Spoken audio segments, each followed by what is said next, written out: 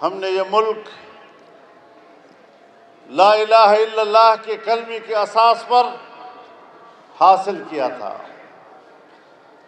ایک نظریاتی وطن ہم نے حاصل کیا، لیکن ہمیں من حیث القوم اپنے گریبان میں جھانک کر خود اپنا محاسبہ کرنا ہوگا کہ 75 سال تک کیا ہم نے لا الہ الا اللہ کا حق ادا کیا ہے؟ کیا ہم نے ہماری ملک کے عنان اقتدار سنبھالنے والے، ہمارے ملک کی پارلیمنٹ کو بھرنے والے، کیا انہوں نے کبھی اس بات پر غور کیا کہ انہوں نے اس نعرے کے ساتھ 75 سال تک کیا مذاق کیا؟ میرے دوستو، اب ہمیں پرانی لکیریں مٹانی ہوں گی اور ایک نئے زاویے کے ساتھ اپنے نئے مستقبل کو تراشنا ہوگا، ایک نیا مستقبل استوار کرنا ہوگا، اور انشاءاللہ وہ پاکستان جسے آج دنیا میں ایک اسلامی شناخت حاصل ہونا چاہیے تھا، آج دین بیزار قوتوں کی وجہ سے اور ہمارے اہل حل و عقد عنان اقتدار کی بنیاد اور اساس ان کے رویوں کی وجہ سے پاکستان ایک مسلمانوں کا ملک تو ضرور ہے، لیکن ابھی تک وہ ایک اسلامی ریاست کا روپ نہیں دھار سکا ہے۔ یہ اس ملک کا اور اس ملک کے لیے قربانی دینے والوں کا ہم پر قرض ہے۔ سن 1947 میں لاکھوں مسلمانوں نے اس وطن عزیز کے لیے قربانیاں دی، اور اس سے پہلے 100 سال تک اس وطن عزیز کی آزادی کے لیے یہ قوم لڑتی رہی ہے، قربانیاں دیتی رہی ہے۔ ہمارے قبائل کے پہاڑ اور ان کے مورچے آج بھی اس وطن عزیز کی آزادی کے لیے لڑنے والے کی گواہی دے رہے ہیں، ان کے مورچے گواہی دے رہے ہیں۔ ہم اس تاریخ کے لوگ ہیں، ہم ان اسلاف کے لوگ ہیں۔ ہم نے اپنا نیا مستقبل بنانا ہے، اور اصلاح وطن کے لیے، انقلاب وطن کے لیے ہم نے نئی راہیں تلاش کرنی ہے۔ میں پوری قوم کو بتانا چاہتا ہوں کہ ہمارے اوپر عالمی سطح پر دباؤ ہے، مذہب کے حوالے سے ہم پر دباؤ ہے۔ جب مذہب کا نام لیا جاتا ہے تو انتہا پسندی اور دہشت گردی کو خود بخود اس کے ساتھ جوڑ دیتے ہیں۔ جو نظام انسانی حقوق کا ضامن ہے، جو نظام انسان کے جان و مال کا تحفظ کرتا ہے، انسان کی عزت و آبرو کا تحفظ کرتا ہے، جو نظام ایک خوشحال معیشت کا دعوے دار ہے، آج اس نظام کا کیا نام بنا دیا ہے انہوں نے۔ یہ ایک بہت بڑی سازش ہے، یہ عالمی کفر کی سازش ہے، اور ہم نے اپنے رویوں سے انشاءاللہ اس سازش کو ناکام بنانا ہے۔ آج ہم پر معاشی دباؤ ہے، پاکستان کو معاشی بحران کا شکار بنایا جا رہا ہے۔ ہماری اسٹیبلشمنٹ بھی اگر چاہتی ہے کہ ملک کو طاقتور اور توانا بنائے، ان کو بھی بلیک میل کیا جا رہا ہے، ہماری فوج کو بلیک میل کیا جا رہا ہے، ہماری بیوروکریسی کو بلیک میل کیا جا رہا ہے، ان کو اپنی ڈگر پر لانے اور ان کی خواہشات کے مطابق پاکستان کی ریاست کو تشکیل دینے کے لیے ان کا ہم پہ دباؤ بڑھ رہا ہے۔ ہندوستان کی تو یہ حالت نہیں، افغانستان بھی ہم سے بہتر جا رہا ہے، ایران بھی ہم سے بہتر جا رہا ہے، چین کی تو کوئی بات ہی نہیں ہے، بنگلہ دیش ہم سے آگے جا رہا ہے، انڈونیشیا اور ملائیشیا ہم سے آگے جا رہے ہیں، عرب ممالک ہم سے آگے جا رہے ہیں، اور ہم ہیں کہ مہنگائی کا شکار ہوتے جا رہے ہیں۔ پاکستان کو معاشی بحران کا شکار بنانا یہ کوئی حادثے کے طور پر نہیں ہے۔ میں پھر آپ سے کہنا چاہتا ہوں کہ پاکستان کی معاشی افتاد یہ کسی حادثے کی بنیاد پر نہیں، گزشتہ 4-5 سالوں میں اور آپ کے صوبے میں گزشتہ 8-10 سالوں سے ایک ایجنڈے کے تحت یہاں ایسی حکومتیں قائم کی گئی کہ پاکستان کو مذہب سے بھی دور کر دے، پاکستان کی تہذیب کو بھی تباہ کر دے، پشتون تہذیب کو زمین بوس کر دے، اور ملک کی معیشت کا خاتمہ کر کے پاکستان کے وجود کو ختم کر دے۔ ہم نے ان قوتوں کا مقابلہ میدان میں کیا ہے، ہم نے وطن کو بچایا ہے۔ یہ لوگ لائے ہی اسی لیے گئے تھے، اور میں کہنا چاہتا ہوں کہ جن جرنیلوں نے اس قسم کے لوگوں کو پروجیکٹ کیا، اس قسم کے ایجنڈے کو ملک پر مسلط کیا، صرف عمران خان مجرم نہیں، وہ جرنیل بھی مجرم ہیں جنہوں نے اس کو پروجیکٹ کر کے پاکستان پر مسلط کیا تھا۔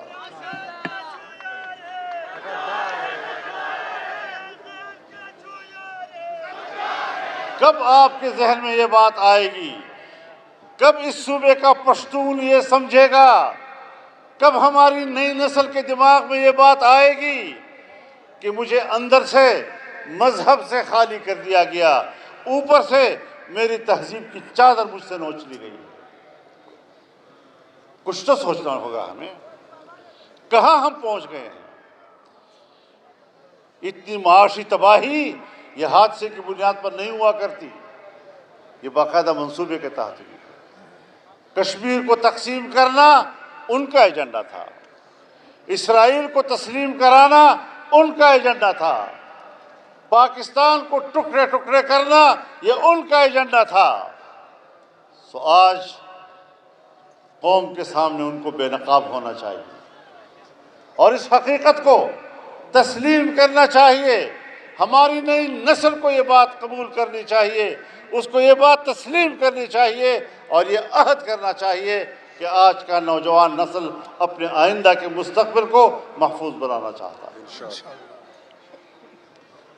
کس تاریکی میں آپ کو دھکیلا گیا، کس اندھیرے میں آپ کو دھکیلا گیا، اس طرح ہم خوشی خوشی اس اندھیرے میں داخل ہوتے گئے، اس امید کے ساتھ کہ شاید آگے روشنی ہے۔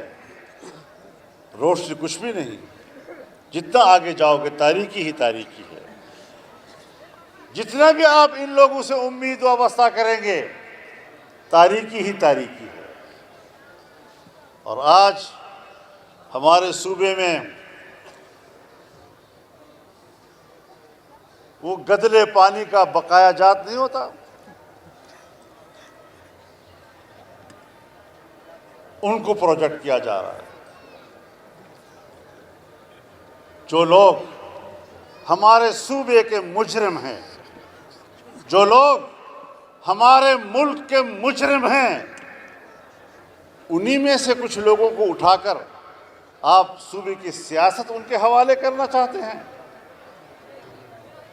ہم سے بھی توقع رکھی گئی کہ شاید ہم ان کے ساتھ ہاتھ ملائیں گے، انتخابی اتحاد کریں گے، ہمیں بڑی کامیابی ملے گی۔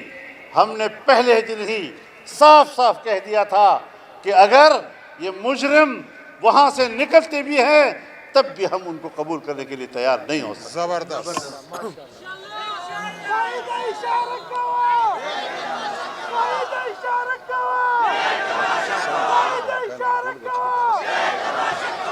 دا سے بغیرت سیاست دویس دکڑ ہے دا بغیرت سیاست منتقل پلار نکنه دا خود رہے۔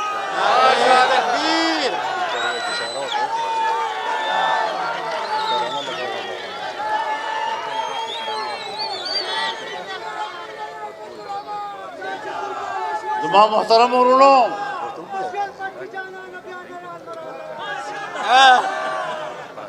ایک زمانے سے ہم اپنے صوبے میں دیکھ رہے ہیں ہمارے قبائل کے ساتھ کیا کیا جا رہا ہے۔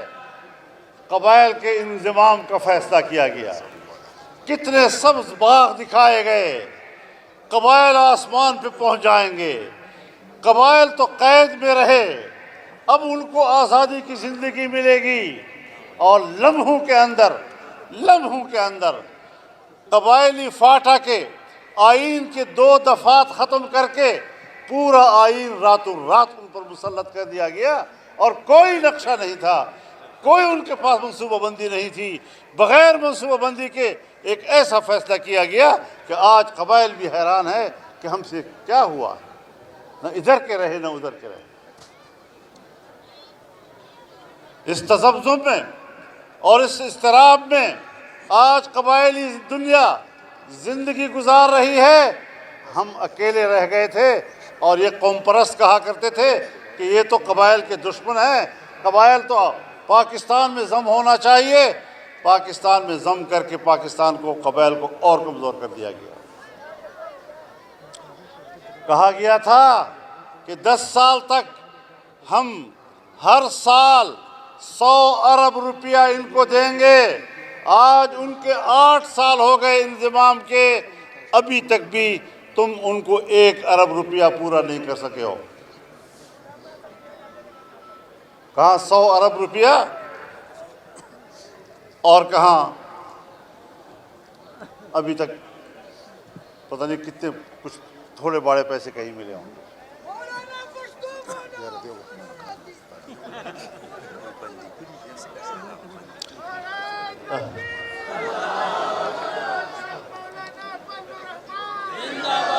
تاسو نعرے موائے لگ خبر تغور اے لگا دا شاہ بند گئی یہ خدا ریکارڈنگ چکو نا ارسا اوران کی۔ تو قبائل کے ساتھ زیادتی کی گئی، اور یہاں کے قوم پرست جو آج کل پھرتے ہیں، جلسے کرتے ہیں اور کہتے ہیں قبائل کے ساتھ بڑا ظلم ہوا، قبائل کو بے گھر کر دیا گیا، اس کا مجرم تو فوج ہے، یہ ساری باتیں آج کر رہے ہو۔ تم ہی تو مطالبہ کر رہے تھے کہ آپریشن کرو۔ قبائل میں فوجی آپریشن تمہارے مطالبے پر کیا گیا، تمہارے مطالبے پر قبائل کو اپنے وطن میں مہاجر بننے پر مجبور کیا گیا، ہجرت پر مجبور کیا گیا، اور آج تم ہی ان کے خیرخواہ بننے کی کوشش کر رہے ہو۔ خیرخواہ بننے کی کوشش مت کرو، تم نے کس کی خدمت کی ہے ہم وہ بھی جانتے ہیں۔ تم نے عالمی قوتوں میں کہاں سے ہدایات حاصل کی ہم ان کو بھی جانتے ہیں۔ اور آج افغانستان سے امریکہ نکل چکا ہے، اب کون سی قوتیں ہیں جو پاکستان اور افغانستان کو لڑانے کی طرف لے جا رہی ہیں؟ افغانستان کا مفاد ہو یا پاکستان کا مفاد، دونوں ملکوں کے بہتر تعلقات پہ ہیں۔ ہم دونوں پڑوسی ملک ہیں، ہماری برادری ایک ہے، صدیوں سے ہمارے تعلقات ہیں۔ کون سی سازشی قوتیں ہیں جو آج ہمارے درمیان بد اعتمادیاں پیدا کر رہی ہیں؟ اس کو سنجیدگی سے سوچنا ہوگا، عقل مندی سے اس معاملے کو طے کرنا ہوگا۔ جذبات میں آ کر اور غصے میں آ کر روز روز ہم نقصان کرتے جائیں گے اور نقصان کرتے جائیں گے، اور عالمی سازشوں کی کامیابی کا ہم ذریعہ بنتے جائیں گے۔ افغانستان کے داخلی سیاست سے ہمارا کوئی تعلق نہیں ہے، ان کو ہمارے پاکستان کے داخلی سیاست سے کوئی تعلق نہیں ہے، اور نہ ہونا چاہیے، اور نہ ہم کسی کو حق دیتے ہیں۔ لیکن دو طرفہ تعلقات کے لیے منصوبہ بندی تو ہونی چاہیے نا، وہ منصوبہ بندی بھی تو نہیں ہے۔ تو اس اعتبار سے ہر طرف سے پاکستان پر دباؤ ہے۔ اسرائیل کو تسلیم کرانا، اس کے لیے عمران خان، جنرل باجوہ، جنرل فیض حمید، یہ تینوں امریکہ کے صدر ٹرمپ کے دفتر میں نہیں گئے تھے، کشمیر کو بیچنے کا ایجنڈا لے کر نہیں گئے تھے، قادیانیوں کو دوبارہ مسلمان قرار دینا پاکستان کے اندر کیا اس مقصد کے لیے نہیں گئے تھے؟ یہ ساری چیزیں ہمیں معلوم ہیں، اور ہم نے سخت موقف اختیار کیا۔ ہم نے کہا لوگوں کو سمجھ آئے یا نہ آئے، اگر ہمیں بات سمجھ میں آ رہی ہے تو ہمیں وہی کرنا چاہیے جو اس کا حق ہے، اور ہم نے وہ کر کے دکھایا اور ایجنڈے ناکام بنا کر دکھائے۔ آج پھر فلسطین کا مسئلہ دوبارہ اجاگر ہوا۔ جب اسرائیل پر حملہ کیا فلسطینی مجاہدین نے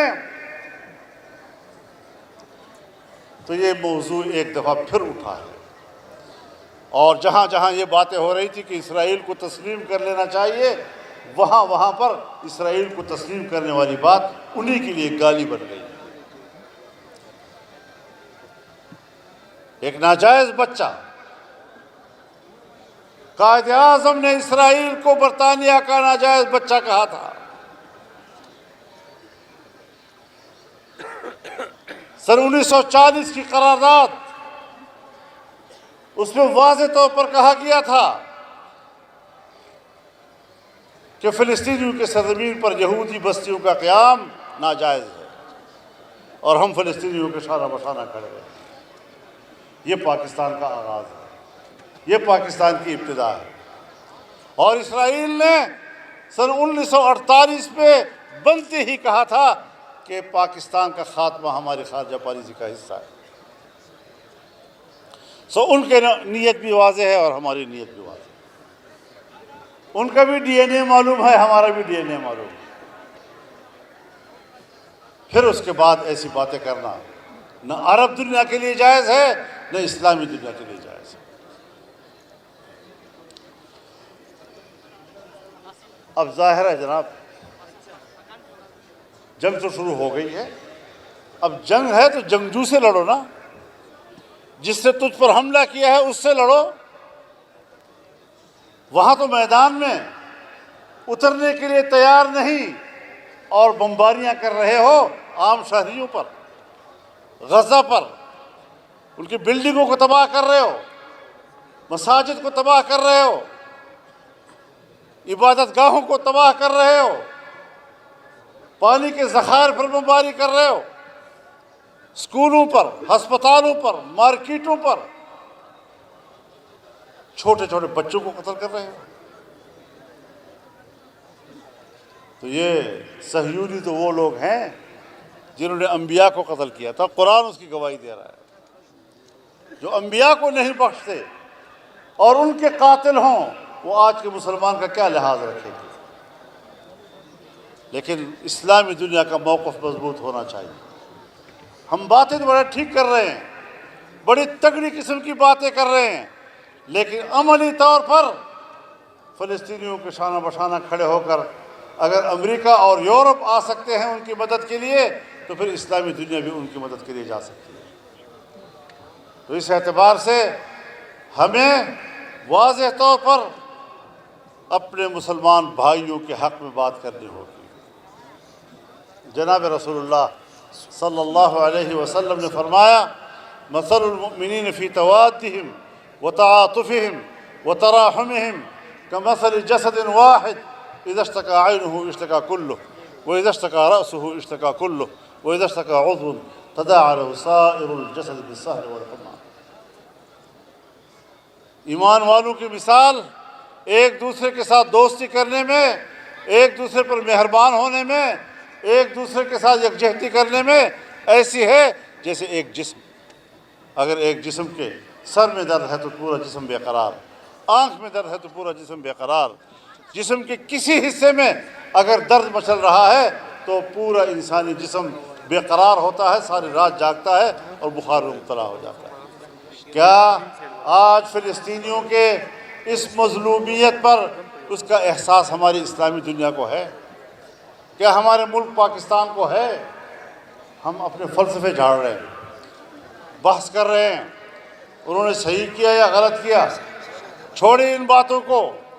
ہم نے اپنے مسلمان بھائی کا ساتھ دینا ہے، اور میں بتانا چاہتا ہوں کہ تم نے اس وقت بھی پاکستان کی آزادی پر کلہاڑ مارا تھا، تم نے اس وقت بھی اسلامی اخوت کو چیر پھاڑ دیا تھا جب افغانستان پر امریکہ بمباری کر رہا تھا اور تم امریکہ کو اڈے دے رہے تھے پاکستان میں، اور پاکستان کی فضائیں ان کے حوالے کر رہے تھے۔ پھر وہ غلطی نہیں کرنی، پھر ایسی جھک نہیں مارنی، عقل سے کام لینا ہے۔ ہم اپنے موقف پر مطمئن ہیں، اور کوئی کر سکے یا نہ کر سکے، ہم سے جتنا ہو سکا، لیکن ہم گئے اور ان کی قیادت سے ملاقات بھی کی اور ان کو اپنے پورے قوم کی طرف سے یکجہتی کا یقین بھی دلایا۔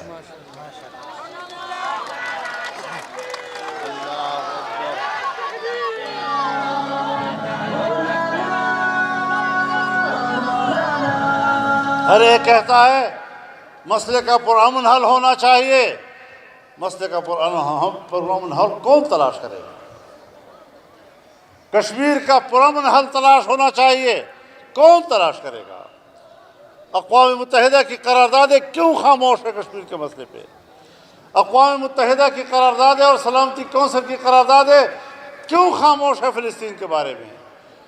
کیوں ان پر عمل درآمد نہیں ہو رہا؟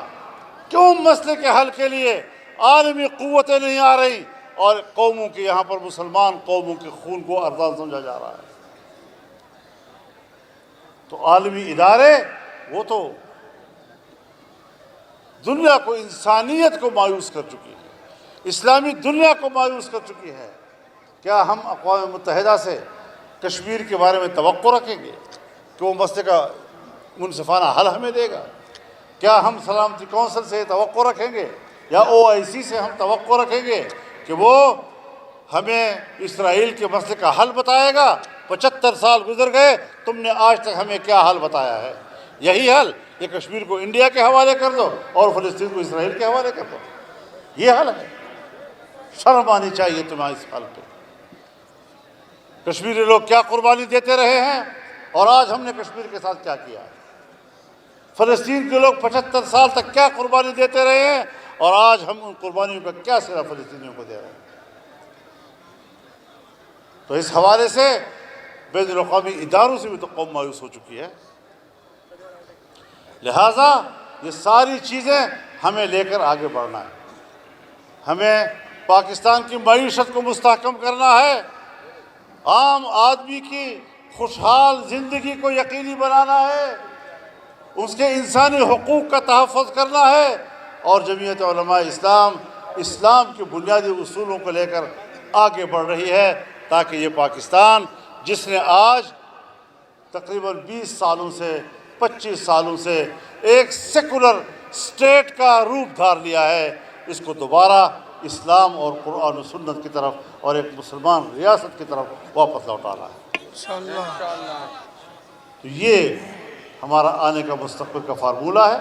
ہم اسی حوالے سے آگے بڑھنا چاہتے ہیں اور اس میدان میں اس مسئلے پر جو بھی ہمارا ساتھ دینا چاہتا ہے ہم اس کے ساتھ دینے کو تیار ہیں۔ ہمارا کوئی جھگڑا کسی کے ساتھ نہیں، ہم ایک جائز موقف لے کر سامنے آئے ہیں، پاکستان کے مفاد میں ایک موقف لے کر آئے ہیں، پاکستان کے استحکام کے لیے ایک موقف لے کر آئے ہیں اور ایک رائے رکھتے ہیں۔ لیکن طاقتور قوتیں طاقت کی بنیاد پر سوچتی ہے اور ہم لوگ ذرا عقل اور دلیل کی بنیاد پر سوچتے ہیں۔ تو انشاءاللہ العزیز اب یہ قافلہ بڑھتا چلا جائے گا انشاءاللہ۔ خیبر پختونخوا آنے والے مستقبل میں جمعیت علماء کی منتظر ہے اور اس نظریے کی بنیاد پر ہم نے ملک کو آگے بڑھانا ہوگا۔ محض اقتدار کوئی مسئلہ نہیں ہے، محض اقتدار تو آ جاتا ہے گزر جاتا ہے، لیکن ہم پاکستان کی نظریاتی تشخص، پاکستان کی معیشت، پاکستان میں قیام امن کے لیے کیا کر سکتے ہیں، اس کے لیے ہمیں ایک کمٹمنٹ دینی ہوگی، ایک وضاحت کے ساتھ طے کرنا ہوگا کہ ہم نے آنے والے مستقبل کی طرف کیا کر کے جانا ہے۔ ہم اس میں اسٹیبلشمنٹ کا بھی ساتھ دینے کو تیار ہیں، بیوروکریسی کا بھی ساتھ دینے کو تیار ہیں، لیکن وہ آئیں اس رخ پہ چلے تو صحیح۔ اگر وہ ہم پر اس قسم کی مخلوق کو مسلط کرنا چاہتے ہیں جس کا مناظر اس صوبے نے 10 سال میں دیکھا اور وفاق میں آپ نے 3.5-4 سال تک دیکھا، تو پھر یہ بھی چیز ہمارے لیے قابل قبول نہیں۔ انشاءاللہ ہم ڈٹ کر مقابلہ کریں گے، اور جمعیت علماء جو ہے یہ ڈٹ کر لڑنے والی جماعت ہے، یہ سر جھکانے والی جماعت ہے۔ انشاءاللہ تکبیر، تکبیر، جمعیت علماء اسلام قائد مولانا فضل زندہ باد، قائد مولانا فضل زندہ باد۔